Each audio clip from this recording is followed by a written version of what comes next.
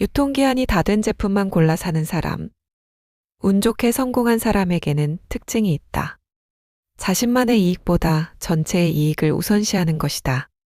운이 좋은 사람의 방법을 따라 한다면 당신의 운도 좋아질지 모른다.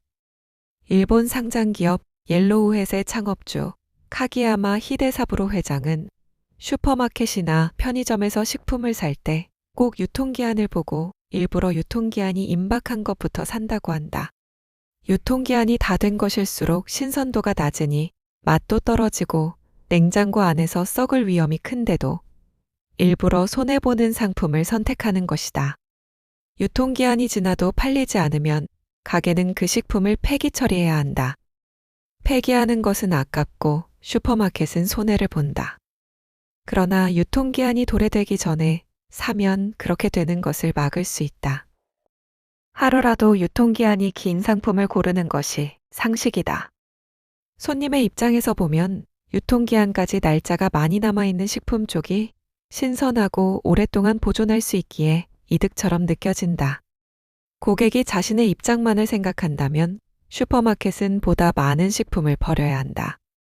그만큼 이익이 줄어들면 판매 상품의 가격을 올려야 하고 가격을 올리면 손님은 비싼 상품을 사게 된다. 반면에 가격을 올리지 않으면 슈퍼마켓은 망하게 되고 그렇게 되면 손님은 근처의 식품 가게가 사라져 불편해질 것이다. 사회 전체를 두고 보면 손님에게도 유통기한이 지난 음식이 늘어나는 것은 손해다. 그의 쇼핑 방식은 언뜻 보면 고객 입장에서 손해인 것 같지만 크게 보면 도움이 되는 방법을 취하고 있는 것이다. 자신만 생각하면 의외의 손해를 보게 된다. 이는 운이 달아난다는 것과 일맥상통한다. 좀 더 넓게 사회 전체의 관점에서 생각하고 행동하면 뜻밖의 이득을 얻을 수도 있고 운도 트인다. 10년 동안 정성껏 병간호해도 칭찬받기 어려운 사람. 운은 신비하다. 경험한 사례를 통해 그 신비함에 대해 이야기해본다. 훌륭한 일을 했지만 오히려 운이 달아난 경우가 있다. 의외라고 생각할지도 모르지만 사실이다. 세상에는 아주 훌륭한 일을 했으나 보상받지 못하는 경우가 종종 있다. 변호사로 일하면 이런 사례는 흔하게 볼 수 있다. 직접 상담했던 유산 상속 분쟁 중 이런 경우가 있었다. 거동이 불편해져 자리를 보전하고 누운 시어머니를 장남의 아내가 10년 넘게 간호했다고 한다. 시어머니는 너무나 고마워서 자신의 유산 대부분을 며느리에게 상속한다는 유언장을 작성했다.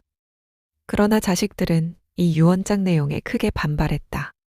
이 사건을 처음 상담했을 때는 흔한 사연이라고 생각했다. 많은 재산을 앞에 두면 아무래도 욕심이 생기기 마련이다. 고인의 자녀는 상속 권리가 법으로 보장되기 때문에 그 외의 사람에게 유산이 돌아가는 것을 용납하지 못하는 경우가 많다.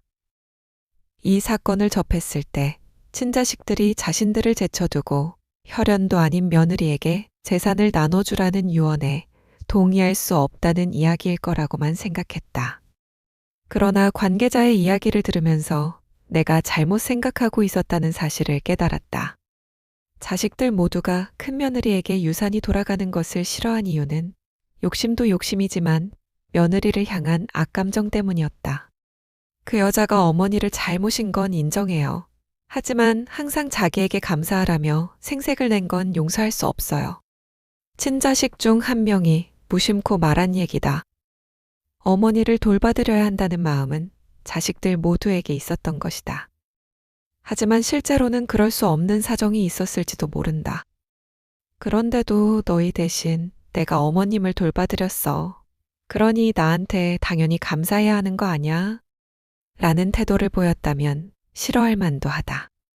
실제로 주위 사람들은 큰며느리에 대해 이렇게 이야기했다.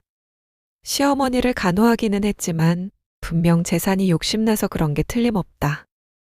친자식들도 며느리에게 이런 악감정을 가지고 있었기 때문에 유산을 빼앗기는 것을 용납하지 못했다. 이것이 사건의 진상이었다. 몸을 가눌 수 없어서 누워만 있는 사람을 돌보는 일은 정말 힘들다. 그 일을 10년이나 계속한 점은 칭찬받아 마땅한 아주 훌륭한 일이고 나름의 보상을 기대하는 것도 무리가 아닐지 모른다. 그렇더라도 이 힘든 일을 내가 해주고 있는 거야 라는 식의 오만한 태도를 보이면 인간관계가 틀어지기 마련이다. 그래서 며느리도 유산 상속을 반대당하는 처지에 놓인 것이다. 아이러니하게도 힘든 일이나 훌륭한 일을 하면 오히려 불행해지는 경우가 있다. 오만의 덫에 빠지기 때문이다. 나는 칭찬받아 마땅한 일을 했어. 정말 고생했단 말이야. 라고 생각하면 오만해지기 쉽다. 오만한 사람은 미움을 받는다. 또 인간관계가 나빠져서 운이 달아나 버린다. 힘든 일이나 훌륭한 일에는 오만의 덫이 존재한다. 그러니 모처럼의 노력과 고생이 불행으로 이어지지 않도록 주의해야 한다. 같은 병실에 입원한 2년만으로 나쁜 운이 들어온 사업가. 만남으로 인해 운이 크게 변하는 일이 자주 있다. 스포츠 클럽을 운영하는 사람이 상담을 받으러 온 적이 있는데 이 사람의 경우 교통사고로 입원한 일이 사업을 시작한 계기였다. 우연히 어느 스포츠 클럽의 경영 고문과 같은 병실을 쓰게 되었는데 그가 사업을 권유했다고 한다. 하지만 스포츠 클럽은 운영이 잘 되지 않았고 결국 많은 빚을 지고 도산하고 말았다.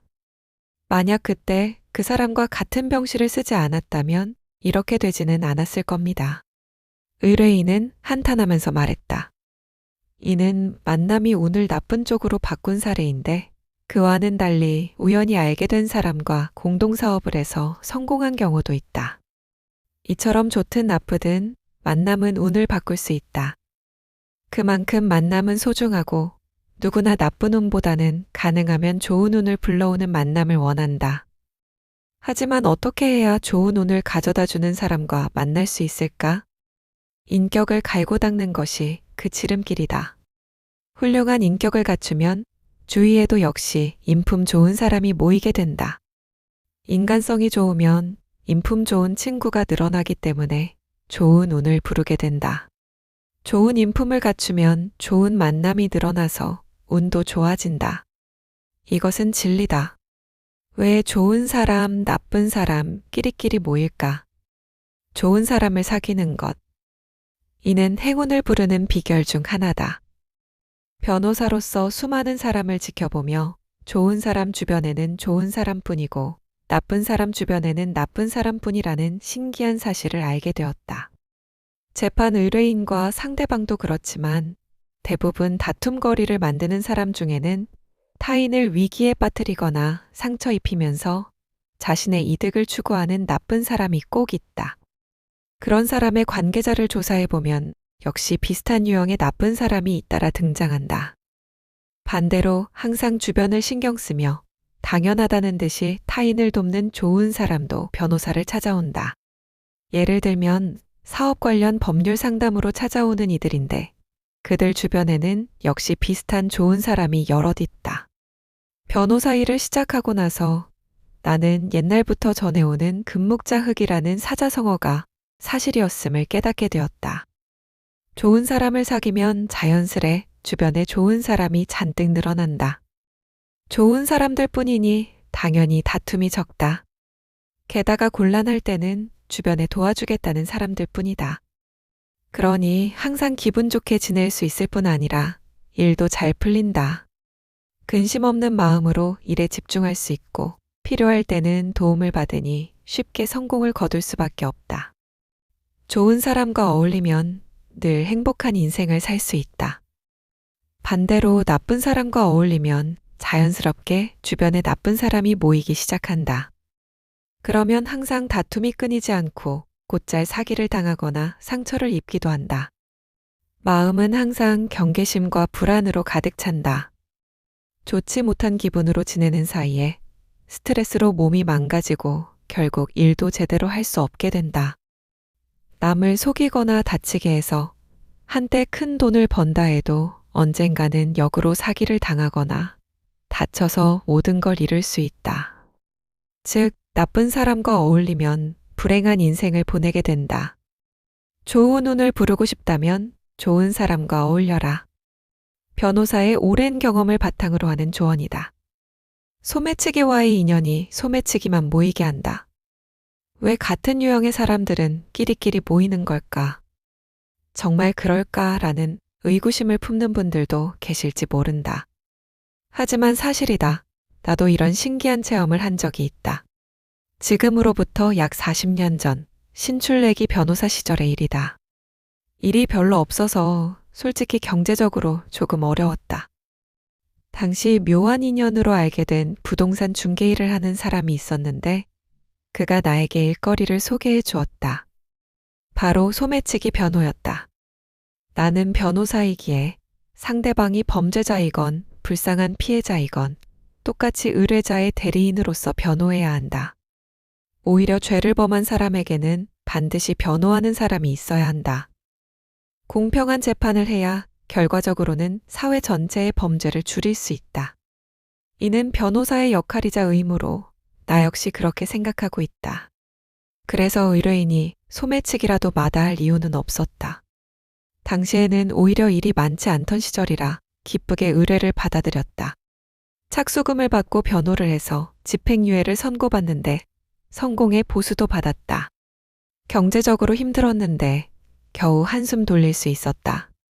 그러자 그 지인이 다음 일을 소개해 주었는데 어째서인지 또 소매치기의 변호였다. 그 후에도 계속해서 일을 소개해 주었지만 전부 소매치기의 변호뿐이었다. 이상하다고 생각했다. 알고 보니 그 사람의 정체는 부동산 중개인을 사칭한 소매치기 우두머리였다. 앞에서도 언급했듯이 의뢰는 의뢰고 소매치기에게도 변호인은 필요하다. 소매치기 변호만 소개받았다 해도 변호사로서는 아무런 불이익이 없다. 다만 이전까지는 내 주변 사람 중에 소매치기는 단 한 명도 없었는데 어느새 주위에 소매치기가 가득해졌으니 이 엄청난 변화에 내 자신도 놀라고 말았다. 심지어 점점 더 소매치기가 늘어나고 있었다. 당시에 이미 10건 이상의 소매치기 사건을 변호하고 있었기에 어느새 내게는 소매치기 전문 변호사라는 평판이 생기게 됐다. 그 때문에 자칭 부동산 중개인이지만 실은 소매치기 두목이었던 사람 외에도 전혀 모르는 사람들로부터 소매치기 사건의 변호 의뢰가 들어오게 되었다. 우연히 소매치기 사건을 맡고 그들을 알게 된 후로 소매치기 지인이 갑자기 늘어났던 것이다. 소매치기를 알게 되었다고 해서 제가 소매치기가 되는 것도 아니고 그런 범죄자와 같은 마음을 먹는 것도 아니다. 어디까지나 변호사라는 직업적인 범위 안에서 알고 지내는 것이다. 그러니 만약 이대로 소매치기 전문 변호사가 된다 해도 내가 불행한 인생을 보내리라고는 생각하지 않았다. 다만 당시에 나는 젊었고 무엇보다 소매치기라는 특정 사건의 전문가가 되고 싶은 생각은 없었다. 더 다양한 사건을 맡아서 공부하고 싶다는 마음이 강했기에 그 후로는 소매치기 사건 의뢰는 거절했다. 이후 소매치기 사건은 한 건도 맡지 않았지만 그대로 계속했다면 지금쯤은 아마 일본에서 가장 소매치기 사건의 정통한 변호사가 되었을지도 모른다. 만약 그랬다면 그 계기가 단 한 남자를 알게 된 일 때문일 텐데 그런 생각을 하면 사람을 사귄다는 것은 참으로 신기한 일이다. 끼리끼리 모인다. 라는 말은 사실이다. 부디 자신을 행복으로 이끌어줄 수 있는 사람과 만나야 한다는 것을 항상 유념하길 바란다. 교활한 방법으로 성공한 사람을 한눈에 알아보는 방법. 선행하면 운이 좋아진다. 우리는 이 말을 옛날부터 자주 들었다. 남에게 베풀면 그 공은 반드시 나에게 돌아온다. 라는 속담이 바로 그 의미이다. 그런데 요즘엔 남에게 인정을 베풀면 그가 나에게 의지하려고만 하니 좋지 않다라는 식으로 이 속담의 의미를 오해하고 있는 듯하다. 하지만 아시다시피 원래의 의미는 전혀 다르다. 인정을 베푸는 것은 남을 위해서가 아니라 나를 위해서다. 타인에게 인정을 베풀면 그 일은 돌고 돌아서 나를 위한 일이 되기 때문이다. 이 속담의 진짜 뜻은 자신을 위하는 일이니 계속 타인에게 친절을 베풀어라 라는 의미다. 남에게 도움이 되는 일을 하면 운이 좋아진다는 의미다. 내 경험으로 미루어 보아도 이는 맞는 말이다. 하지만 현실은 그것과 다른 게 아닐까 하고 의문을 가지는 사람도 있을지 모른다. 현대사회에서는 남에게 도움을 주기는커녕 나쁜 일만을 일삼는 사람이 부자가 되거나 출세하는 것처럼 보이기 때문이다. 확실히 교활하게 처신하여 성공하는 사람은 많다. 게다가 그런 사람은 호화롭게 사치를 부리기 때문에 눈에 띈다. 그래서 성공한 사람들은 다 그런 사람뿐이라고 생각할지도 모른다. 하지만 평범한 사람은 그들이 성공했다는 이야기만 듣고 그 후에는 어떻게 되었는지 모르기 때문에 다소 착각하고 있는 부분도 있다. 변호사는 일이 잘 풀리지 않는 수많은 사람을 만난다. 보통 법률상의 분쟁이 일어나면 변호사를 찾는데 다툼은 잘 해결되는 경우보다 그렇지 못한 경우가 더 많다. 그래서 대부분의 사람들은 누군가의 성공 이야기밖에 듣지 못하지만 변호사는 실패한 사람들의 이야기를 더 많이 접한다. 특히 교활한 방법으로 성공한 사람의 그 후 이야기를 잘 알고 있다. 교활하게 처신하다가 성공한 사람들은 어떻게 되었을까?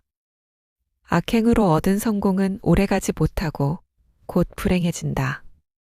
사업에 실패하여 변호사에게 상담하러 오는 사람들 대부분은 얼마 전까지만 해도 성공한 사람이었다. 하지만 잔머리를 굴려 돈을 잔뜩 벌거나 출세를 했어도 그 성공은 오래가지 못하고 얼마 지나지 않아 실패하여 궁지에 몰리는 경우가 많다. 변호사는 이러한 사실을 잘 알고 있다. 하늘의 법망은 크고 넓어서 빠져나갈 수 있을 것 같지만 악인은 빠짐없이 걸러낸다라는 속담이 있다. 이 말은 악행을 하면 신이 지켜보다가 반드시 벌을 내린다는 말이다.